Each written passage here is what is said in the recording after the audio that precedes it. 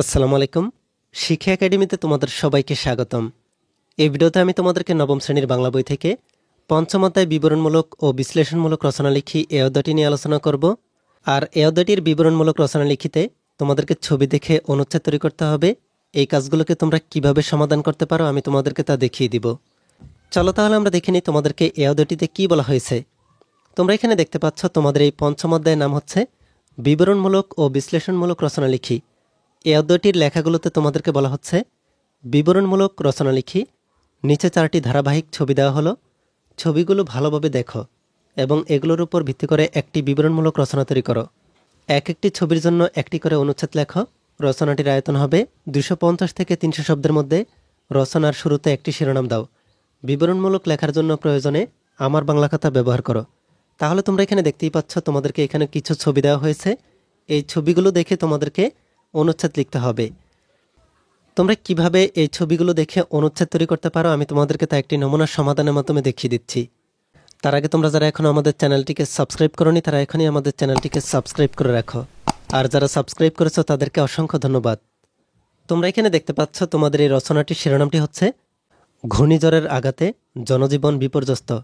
এরপরে এখানে তোমাদের এই ছবিটি থেকে অনুচ্ছেদটি হচ্ছে বাংলাদেশের উপকূলীয় অঞ্চলগুলোতে প্রায় ভয়ঙ্কর ও শক্তিশালী ঘূর্ণিঝড় আঘাত হানতে দেখা যায়। এ সময় সাগর অনেক উত্তাল রূপ ধারণ করে।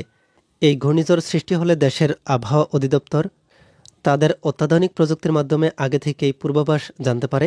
ফলে সাগরের অবস্থানরত জাহাজের নাবিক, জেলে ও আশপাশের অবস্থানরত মানুষকে জানানোর জন্য তারা বিভিন্ন সতর্ক সংকেত জারি করে। এই সতর্ক সংকেত পেয়ে নাবিক ও জেলেরা দ্রুত তাদের জাহাজ, মাছ ধরার ট্রলার এবং নৌকা নিরাপদ জায়গায় নিয়ে আসে। পাশাপাশি উপকূলীয় অঞ্চলগুলোতেও এই সতর্ক সংকেত দেওয়া হয়।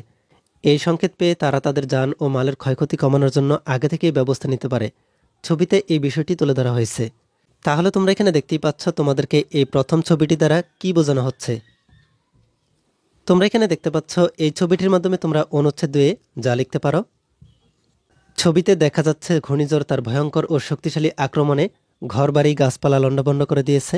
এটি মূলত ঘূর্ণিঝড় সংঘটিত হওয়ার পরবর্তী অবস্থা।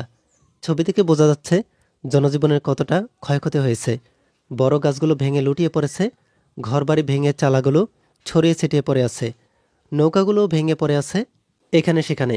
ঘূর্ণিঝড় এতটাই শক্তিশালী হয় যে উপকূলীয় অঞ্চলের যেদিক দিয়ে এটি আঘাত হানে সেই দিকের সব ঘরবাড়ি, গাছপালা, পশু পাখি সবকিছু লণ্ডভণ্ড করে দিয়ে যায়। অনুচ্ছেদ 2-এর এই চিত্রটিতে আমরা সেই দৃশ্যই দেখতে পাই। এরপরে তোমরা এই 3 নম্বর ছবিটিতে দেখতে পাচ্ছ এখানে মানুষজন আশ্রয়কেন্দ্রে আশ্রয় নিচ্ছে। এই ছবিটি থেকে অনুচ্ছেদ 3-এ তোমরা যা লিখতে পারো। ঘূর্ণিঝড়ের পূর্বাভাস পেয়ে এলাকার সব মানুষ নিজেদের জানমাল বাঁচানোর জন্য চেষ্টা করে। এর জন্য সরকার কর্তৃক নির্মিত আশ্রয়কেন্দ্রগুলোতে তারা আশ্রয় নেয় এবং জানমালের রক্ষা করে। আশ্রয়কেন্দ্রগুলো এসব মানুষের জন্য অনেকটা নিরাপদ, কেননা এটি এমনভাবে তৈরি করা হয় যাতে ঘূর্ণিঝড় তাতে আঘাত হানতে না পারে।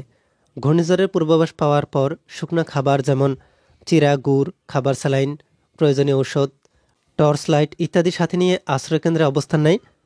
পাশাপাশি সরকারও বিভিন্ন এনজিও দুর্যোগের এ সময়ে ঘূর্ণিঝড় কবলিত মানুষকে খাদ্য সামগ্রী, প্রয়োজনীয় খাবার, পানি, ওষুধপত্র সহ সবকিছু দিয়ে সহায়তা করে। তাহলে তোমরা এখানে দেখতেই পাচ্ছ এই ছবিটির মাধ্যমে তোমরা অনুচ্ছেদ 3-এ কি লিখতে পারো। এরপরে তোমরা এই 4 নম্বর ছবিতে দেখতে পাচ্ছ তাদের ঘরবাড়িগুলো ঘূর্ণিঝড়ে ক্ষতিগ্রস্ত হওয়ায় তারা ঘরবাড়িগুলোকে পুনর্নির্মাণ করছে। তাহলে এই ছবিটির মাধ্যমে তোমরা অনুচ্ছেদ 4-এ যা লিখতে পারো। এই ছবিতে ঘূর্ণিঝড়ের পর এর তাণ্ডবে লণ্ডভণ্ড হয়ে যাওয়া ঘরবাড়ি মেরামত করার বিষয়টি তুলে ধরা হয়েছে।